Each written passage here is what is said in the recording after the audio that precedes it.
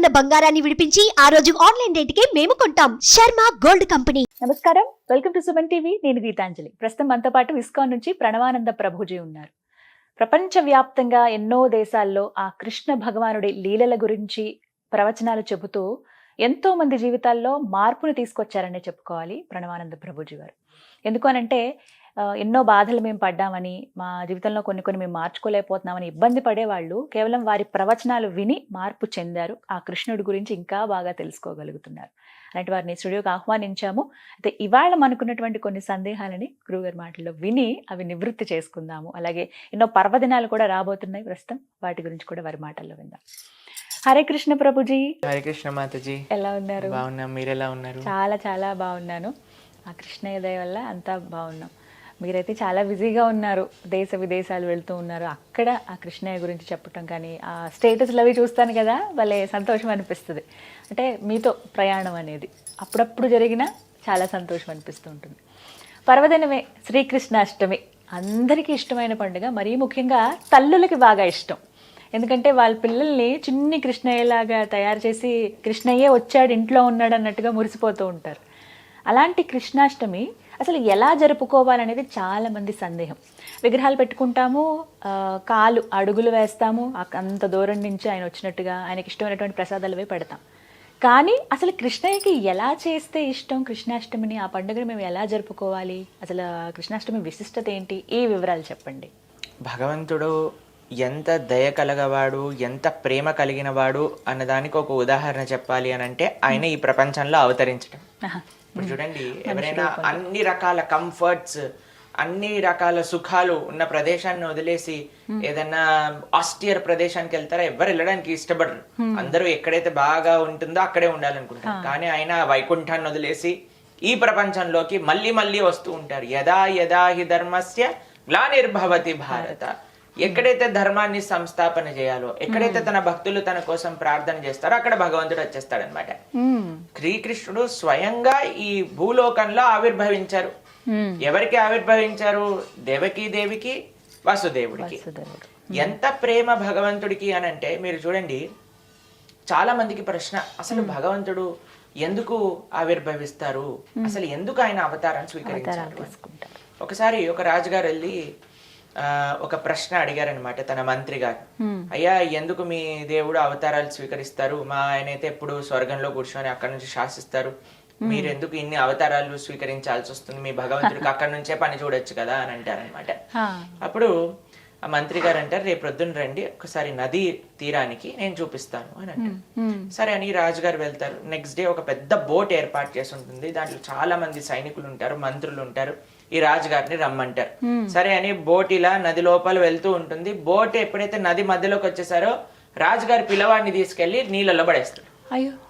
పడేయంగానే ఒక్క నిమిషం రాజుగారు హఠాత్ అయిపోయి ఒక్కసారిగా దుంకేస్తారు నీళ్ళ లోపలికి కాపాడడానికి. కాపాడేసి ఎలాగోలాగా పిల్లవాడిని పట్టుకొని తీసుకొచ్చి బయటపడేస్తారు. నీళ్ళంతా బయటికి తీసుకెళ్లి చాలా జాగ్రత్తగా ఆయన పెట్టుకుంటాడు. వెంటనే ఈ మంత్రిని అడుగుతాడు, ఎంత ధైర్యం ఉంటే నువ్వు నా పిల్లవాడిని లోపల పడేస్తావు అని అంటే, మంత్రి గారు అన్నారు, అయ్యా సరే నీ పిల్లవాడిని పడేసాను, ఇంతమంది భటులు ఉన్నారు, ఇంతమంది మంత్రులు ఉన్నారు, ఇంతమంది నీ పర్సనల్ అసిస్టెంట్లు ఉన్నారు, ఎవరినో ఒకరిని పంపించకుండా నువ్వే ఎందుకు దుంకావు అంటే, నా పిల్లవాడు అంటే నాకు ప్రేమ, వాడిని కాపాడడానికి దుంకాను. అంతే మన భగవంతుడు కూడా. మనం కూడా ఈ సంసారంలో మునిగిపోయి ఉంటే ఆయన స్వయంగా మన కోసం ఈ సంసారంలో దూకుతున్నాడు మనల్ని కాపాడడానికి. అందుకే ఆయన వివిధ అవతారాలు స్వీకరిస్తూ ఉంటాడు. మరలా మరలా రాముడిగా, కృష్ణుడిగా, నరసింహుడిగా, వామనుడిగా. ఎవరి కోసం అంటే మనం ఈ సంసారంలో పడిపోయాం, మన సంసారం నుంచి బయటికి లాగడానికి. కాబట్టి ఆ భగవంతుడి యొక్క అన్నిటికంటే గొప్ప ప్రేమ, భగవంతుడి యొక్క కృప ఎలా మనకి తెలుస్తుంది అంటే ఆయన అవతార మాధ్యమంలో తెలుస్తుంది. అది కూడా కృష్ణావతారం ఎంత దగ్గరగా మనందరికి. ఇందాక మీరు అన్నారు కదా, తల్లులకి చాలా ఇష్టం. ఎందుకంటే చిన్న పిల్లలంటే ఎవరికైనా ఇష్టం అండి. వాళ్ళు ఏం మాట్లాడినా మనకి ముద్దుగా అనిపిస్తుంది. ఎంత అల్లరి చేసినా సరే మనం ఊరుకుంటాము. ఏం చేసినా సరే వాళ్ళు అనేది నిజంగా మనల్ని అంటున్నారో లేదో తెలియదు, కానీ మన భావన ఉంటుంది, అరే వాడు నన్ను అన్నాడు, అమ్మ అన్నాడు చూడు, నాన్న అన్నాడు చూడు, తాత అన్నాడు చూడు అని. పిల్లల్ని మోహించేస్తారు అందరూ కూడా. పిల్లల పట్ల కోపం ఎవరికి రాదండి సహజంగా. చిన్నపిల్లలు అంటే వాళ్ళు ఏం చేసినా సరే ఆనందంగా అనుభవిస్తాం అనమాట. అవును. అయితే భగవంతుడు అనుకున్నట్టే, అరే వీళ్ళందరికీ పిల్లలంటే చాలా ఇష్టం కదా, నేను కూడా ఒక పిల్లవాడిని అవుతా, నేను కూడా ఒక పిల్లవాడై లీలలు చేస్తా. ఎంత ముగ్ధ మనోహరంగా ఉంటాయండి కృష్ణుడి యొక్క లీలలు. అద్భుతం. భగవంతుడు తన్మయత్వంలోకి ఎప్పుడైతే వెళ్ళిపోతాం. కానీ ఒక పిల్లవాడికి భగవంతుడికి చాలా తేడా ఉందండి. ఏ విధంగానో చెప్తాను. ఒక పిల్లవాడు ఎప్పుడైనా మీరు చూసారా, చిన్న పిల్లలు పుట్టంగానే అమ్మా ఎలా ఉన్నావు బాగున్నావా అని పలకరిస్తారా? ఏడుస్తారు. ఏడిపే తెలుస్తుంది పిల్లవాడు ఎవరైతే ఈ ప్రపంచంలో పుడతారు. కానీ భగవంతుడు పుట్టినప్పుడు ఏం చేశాడు తెలుసా అండి, దేవకి వసుదేవుల్ని నవ్వుతో పలకరించాడు. ఆయన ఆవిర్భవించటమే చిన్న పిల్లవాడిలో ఆవిర్భవించలేదు, శంఖ చక్ర గదా పద్మాలు పట్టుకొని ఆవిర్భవించాడు. జలధరుదేవు నాజాను చతుర్బాహు సరసీలు జాక్షు విశాలాక్షు జారు గదా శంఖ చక్ర పద్మ విలాసు కంఠ కౌస్తువమణి కాంతిబాను కమనీయ కటిసూత్ర కంకణ కేయూర శ్రీవత్సలాంచ నాంచిత విహారు సులకుండల ప్రభాయుత కుంటల లాటు వైడూర్య మణి గణవర కిరీటు బాలు పూర్ణేందు రుచిజాలు సుగుణాల బాలు భక్తలోక పాలు కృపా విశాలు చూచి తిలకించి పులకించి యొబ్బి చెలరేగే వసుదేవుడు ఉత్సహింపే అంటాడు పోతన గారు భాగవతంలో. అలా అంటే చూసి ఒక పెద్ద ఉత్సాహంగా ఉండిందనమాట దేవకి వసుదేవులకి. ఎలా చూసారు అని అంటే శంఖ చక్ర గదా పద్మాలు, కిరీటం పెట్టుకొని, వైజయంతి మాల, కమలాలతో మాల, తులసీ దళాలతో మాల, పట్టు పీతాంబరం కట్టుకొని, అమ్మా నానా మీరు ఎవరో తెలుసా మీకు పూర్వజన్మలో అని వాళ్ళ వృత్తాంతం అంతా చెప్పేశారు కృష్ణుడు. అందుకే మనము ఈ ప్రపంచంలోకి వస్తే దాన్ని పుట్టుక అంటారు, కానీ కృష్ణుడు ఈ ప్రపంచంలోకి వస్తే ఆవిర్భవించుట అంటే. ఎలాగైతే సూర్యుడు ప్రతిరోజు ఉదయిస్తారు, సాయంత్రం పూట అస్తమిస్తారు, మనం ఇలా అన్నాం కదండి, సూర్యుడు పుడతాడు సాయంత్రం పూట చనిపోతాడు అంటారా? మనకు కనిపించట్లేదు, ఇంకెక్కడో ఉన్నాడు ఆయన, అంతే. కాబట్టి భగవంతుడు కూడా ఆయనే ఇప్పుడు పుట్టాడు ఇప్పుడు వెళ్ళిపోయారు అనేది ఉండదండి. మనకి కనిపించట్లేదు కానీ ఆయన ఇంకెక్కడో లీలలు చేస్తూ ఉన్నారు. భగవంతుడి యొక్క అవతార ప్రయోజనమే మనందరి యొక్క మనస్సు ఆయన పైన ఆకర్షింప చేయడానికి ఆయన లీల ద్వారా. అందుకే జన్మ కర్మ చ మే దివ్యం అని భగవంతుడు చెప్పాడు భగవద్గీతలో. దివ్యమైనది జన్మతో సాక్షాత్తుగా ఎవరండి అలా మాట్లాడి అంత చక్కగా తల్లిదండ్రుల్ని ఉదార్చి వాళ్ళని అయ్యన్న నీ అడ్రస్ లో డ్రాప్ చెయ్యి అని చెప్పి వసుదేవుని తీసుకెళ్లి గోకులంలో దిగేశాడు అనమాట కృష్ణుడు. ఎంత ఆనందం, ఎంత ఆనందం చెప్పండి. కాబట్టి ఆ కృష్ణ పరమాత్మ ఆవిర్భవించిన రోజు జన్మాష్టమి.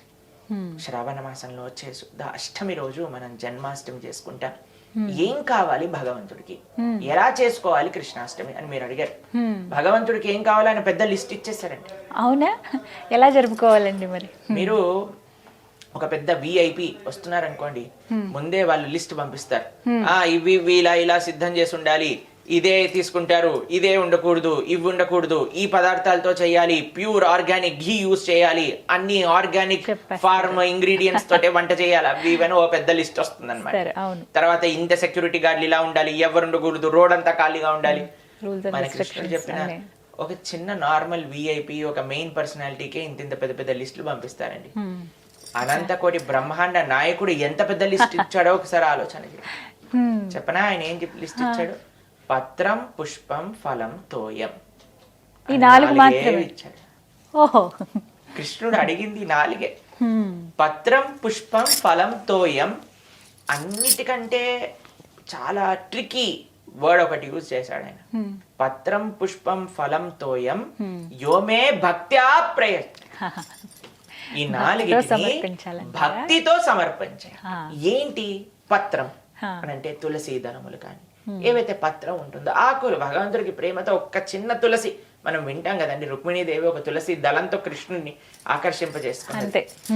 పత్రం పుష్పం పూలు, పత్రం పుష్పం ఫలం అంటే ఫలములు, తోయం అని అంటే నీరు పాలు అలాంటి ఏమన్నా ద్రవ్యాలు. కేవలం ఈ మాత్రము భగవంతుడికి ప్రేమతో సమర్పణ చేయటం చేత ఆయన మన వశమైపోతాడు.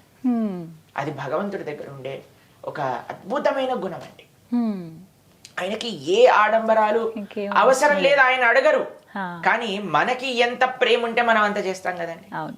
కాబట్టి కృష్ణాష్టమి ఆ కృష్ణుడు మనకి జీవితంలో ఇచ్చిన కృప, కృష్ణుడు అవతరించిన లీలలు ఎప్పుడైతే మనం భాగవతం ద్వారా భగవద్గీత ద్వారా ఆయన ఇచ్చిన బోధనలు ఎప్పుడైతే మనం వింటామో, కృష్ణం వందే జగద్గురు, అటువంటి జగద్గురువుకి మనందరి యొక్క కొంతమంది ఆయనని చిన్న పిల్లవాడిలా భావిస్తాడు, కొంతమంది ఆయనని ప్రియుడిలా భావిస్తారు, కొంతమంది ఆయనని ఫ్రెండ్ లా భావిస్తారు, కొంతమంది ఆయనని స్వామిలా భావిస్తారు, ఒక గురువులా చూస్తారు, కొంతమంది గురువులా భావిస్తారు. అవును. కాబట్టి అందరూ కూడా తమ యొక్క కృతజ్ఞత, తమ యొక్క ప్రేమను కృష్ణుడికి ఎలా తెలుపుకుంటారు జన్మాష్టమి రోజు అని అంటే, మనకి లడ్డు గోపాల్ అని ఉంటారు, ఇలా పాకే కృష్ణుడు ఉంటాడు, లేదా రాధాకృష్ణుడి యొక్క విగ్రహాలు ఉంటాయి కొంతమంది దగ్గర. అయితే మనం చక్కగా అభిషేకం చేసుకోవాలి భగవంతుడికి. రాత్రి వరకు, అర్ధరాత్రి వరకు ఉపవాసం ఉండాలి అని నియమం కృష్ణాష్టమి రోజు. రాత్రి 12 o'clock వరకు. అప్పుడు భగవంతుడికి అభిషేకం చేసి నైవేద్యములు ఆ రోజు విశేషంగా చెప్పన్ భోగం చేస్తారు. మీకు తెలుసా చెప్పన్ భోగం అంటే 56 రకాలు చేస్తారు. 56 రకాల నైవేద్యములు, ముఖ్యంగా తీపి నైవేద్యములు అన్ని కూడా కృష్ణుడికి చేసి, రకరకాల నైవేద్యములు చేసి, తులసి, కృష్ణుడికి పెట్టే ప్రతి ద్రవ్యం పైన తులసి ఉండాలి. అభిషేకం చేసేటప్పుడు నీటిలో తులసి ఉండాలి, పాలల్లో తులసి ఉండాలి, పెరుగులో తులసి ఉండాలి, తర్వాత మనం ఏదైతే తేనె పెడతాం దాంట్లో తులసి ఉండాలి. తులసితో చేసే ఆరాధననే భగవంతుడు స్వీకరిస్తాడు. కాబట్టి ఈ జన్మాష్టమి రోజు మీరు భగవంతుడికి చేసే ఆరాధనలో తులసి ఉపయోగం చాలా బాగా చేయాలి.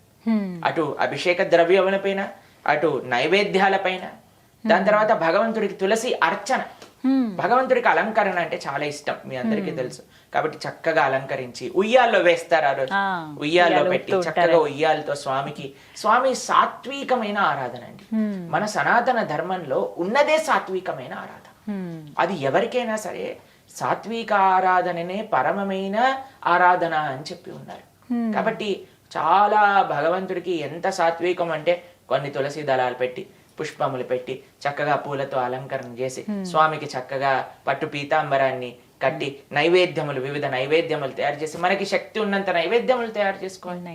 చక్కగా భగవంతుడి దగ్గర పేర్చి నైవేద్యములు నివేదన చేసి, దాని తర్వాత ప్రసాదాన్ని స్వీకరించవచ్చు. ముఖ్యంగా ఉండవలసిన ప్రసాదం అంటే ఏంటండి? నైవేద్యం ఏది పెట్టాలి అసలు? భగవంతుడికి వెన్న, దానిపైన కొద్దిగా మిశ్రీ అని అంటారు, మక్కన్ మిశ్రీ ఆయనకు చాలా ఇష్టం. తర్వాత లడ్డూలు చేయొచ్చు. పాలతో చేసిన పదార్థాలన్నీ కూడా స్వామికి చాలా ఇష్టం అని కూడా చెప్తారు. కాబట్టి మెయిన్ గా మనము ఏవేవి స్వామికి చేయవచ్చు, సాత్వికమైనవి అని అంటే ఉల్లిపాయలు, ఎల్లిపాయలు, ఎటువంటి మాంసాహారము ఇవన్నీ వాడకుండా చేసిన పదార్థాలన్నీ కూడా భగవంతుడికి చక్కగా నివేదన చేసుకోవచ్చు. ఆరాధన చేసేటప్పుడు అండి పఠించవలసినటువంటివి ఏంటి? ఏ మంత్రం జపించాలి ఆ రోజున? మనము శ్రీకృష్ణాష్టమి రోజు మనం కృష్ణ అష్టోత్తరం చెప్పుకోవచ్చు, శ్రీకృష్ణ సహస్రనామం చెప్పుకోవచ్చు, హరే కృష్ణ మహామంత్ర కీర్తన చేసుకోవచ్చు. భగవంతుడికి కీర్తన చాలా ఇష్టం. ఇప్పుడు పిల్లలు ఏడుస్తూ ఉన్నారనుకోండి, మనం పాటలు పాడుతూ ఉంటాం వాళ్ళ కోసం. కాబట్టి కృష్ణుడు చిన్న పిల్లవాడు కదా, కాబట్టి చక్కగా హరే కృష్ణ కీర్తన ఎంత మంచిగా పాడుతూ, వివిధ కీర్తనలు, ముద్దుగారే యశోద, ఎన్ని అన్నమాచార్య కీర్తనలు, త్యాగరాజస్వామి వారి కీర్తనలు, కృష్ణుడి పైన లేని పాటలా అండి. ఎంతమంది అద్భుతంగా రచించిన కీర్తనలు పాడుతూ ఆయన చిన్న పిల్లవాడిగా భావించి ఆయనను ముద్దు చేయాలన్నమాట ఆ రోజు, మెప్పించడానికి ప్రయత్నించాలి. కాబట్టి అలా కృష్ణాష్టమి. దాంతో పాటు విశేషంగా మనమండి ఇంట్లో చేసుకుంటాం పూజలన్నీ, కరెక్టే. కానీ ప్రతి ఒక్క ఉత్సవం ఎప్పుడైతే మనం చేసుకుంటామో, ఒక దినచర్యలో ఉత్సవం రోజు మనం ఆలయానికి వెళ్ళటం కూడా ఒక పద్ధతిగా మనం పెట్టుకోవాలి. ఎందుకంటే ఇంట్లో వీఆర్ కన్స్ట్రెయింట్, ఇన్ని చేయగలుగుతాం. ఇప్పుడు చూడండి, మా ఆలయంలో కృష్ణాష్టమి రోజు కనీసం 2-3 వేల రకాల నైవేద్యములు భగవంతుడికి పెడతాం. 3,000 రకాల 2-3 వేల రకాలు ఉంటాయి నైవేద్యములు కంపల్సరీగా భగవంతుడికి ఉంటాయి. అభిషేకం, మహాభిషేకం, కనీసం ఒక 20-30 ద్రవ్యాలతో భగవంతుడికి అభిషేకం జరుగుతుంది. అలంకరణ వైభవంగా. ఇప్పుడు ఇస్కాన్ ఆదిలాబాద్ లో మేము కృష్ణ జన్మాష్టమి 25,000 మందికి ఏర్పాట్లు చేస్తున్నాం. కాబట్టి వైభవంగా జరుగుతుంది కదండి. కాబట్టి ఆలయంలోకి వెళ్ళి స్వామి ఆలయంలో కూడా మనం ప్రార్థన చేసుకోవడానికి ప్రయత్నం చేయాలి. ఇప్పుడు మన హైదరాబాద్ ఇస్కాన్ లో ఎంత ఘనంగా అబిడ్స్ లో ఉండే టెంపుల్ లో చాలా ఘనంగా కృష్ణ జన్మాష్టమి చేస్తారు. కాబట్టి మన దగ్గరలో ఉండే ఇస్కాన్ టెంపుల్ కి, కృష్ణ మందిరాలకి వెళ్ళి అక్కడ కూడా ఒకసారి దర్శనం చేసుకోండి. అక్కడ ఉండే వాతావరణం వల్ల మనకి ఇన్స్పిరేషన్ వస్తుంది మనం ఇంట్లో బాగా చేసుకోవడానికి తెలుస్తుంది. కాబట్టి చక్కగా ఆలయానికి వెళ్ళటం, గోసేవ చేసుకోవటం ఆ రోజు. ఎందుకంటే ఆయన గోవులకి అంటే చాలా, కృష్ణుడు అంటే ప్రీతి, కృష్ణుడికి గోవులంటే ప్రీతి, ఇష్టం. కాబట్టి గోసేవ చేసుకోవడం, వీలున్నంత దానం ఆ రోజు అన్నదానానికో భగవంతుడి యొక్క సేవలకో మనం మన ద్రవ్యాలను సమర్పణ చేయటం. కాబట్టి అలా చేస్తూ అటు ఆలయ వ్యవస్థకి చక్కగా మనం దర్శనము దానము అవన్నీ చేసుకోవాలి. అలానే మన ఇంట్లో ఉండే స్వామికి కూడా చక్కగా ఆరాధన, అలంకరణ, నైవేద్యము, దీపధూపాదన్ని కూడా చేసుకోవాలి. మన తెలుగు వారి యొక్క సాంప్రదాయం అంటే దక్షిణ భారతదేశంలో ఇలా అడుగులు వేస్తారనమాట. అవును. ఎవరైనా చిన్న పిల్లలు ఉంటే చిన్న పిల్లలతో వేస్తారు, లేదా చేతులతో అడుగులు వేస్తారు. కృష్ణుడు మన ఇంటికి వచ్చినట్టు భావన చేస్తారు. కాబట్టి అన్నిటికంటే ముఖ్యం కృష్ణుడు తేవచ్చు, కానీ కృష్ణుని పంపించేయకూడదు అనమాట. కృష్ణుడి ఇంట్లోనే ఉంచాలి. కృష్ణుని ఇంట్లోనే ఉంచాలి అని అంటే ఎప్పటికీ ఆయన కృష్ణ జన్మాష్టమి ఒకటి బర్త్డే చేసేసి పాపం పిల్లవాడిని వదిలేశారనుకోవాలి, ఎలా ఉంటుంది చెప్పండి ఆయనకి. అలానే కృష్ణుని పెంచుకుంటూ ఉండండి జన్మాష్టమి నుంచి. కృష్ణుని పెంచుకోవటం అంటే కృష్ణ భక్తిని మంచిగా ఆచరిస్తూ ఉండటం. ఆ రోజు సంకల్పం తీసుకోండి, కృష్ణ ఈ రోజు నుంచి నీ భక్తి శ్రద్ధలతో మిమ్మల్ని ఆరాధన చేస్తాము, ఒక మంచి ధర్మ మార్గంలో భగవద్గీత చదువుతాను, నువ్వు చెప్పిన విషయాలు అర్థం చేసుకుంటాను అంటే కృష్ణుడు ఎప్పుడు ఇంట్లోనే ఉంటాడు, ఇంకెళ్ళడు. నెక్స్ట్ డే మార్నింగ్ ఇంట్లో తుడి చేసిన అడుగులు ఆయన ఇంట్లోనే సెటిల్ అయిపోతాడు పర్మనెంట్ గా. మనకు కానీ భక్తి ఉంటే, మనకు కానీ ఆ ప్రేమ చూపించగలిగింది. కాబట్టి కృష్ణాష్టమి రోజు కాదు, మనకి ప్రతి రోజు కృష్ణాష్టమి. అది మన జీవితాన్ని ఒక లక్ష్యం. అలా జరుపుకోవాలి. ఒకసారి నమ్ముకుంటే ఉండు అంటే ఆయన ఎప్పుడు మనతోనే ఉంటారండి, అది మాత్రం నిజం. చాలా చక్కగా వివరించారు. చాలా సందేహాలు ఇవి ఎలా జరుపుకోవాలి ఏంటి అనేది. ఇంట్లో పూజ చేసుకోవడం, అలాగే ఆలయానికి వెళ్ళటం, గోసేవ చేయడం అనేది అదొక విధిగా పెట్టుకోవాలి అందరూ. చాలా చక్కగా వివరించారు ప్రభుజీ. హరే కృష్ణ. హరే కృష్ణ.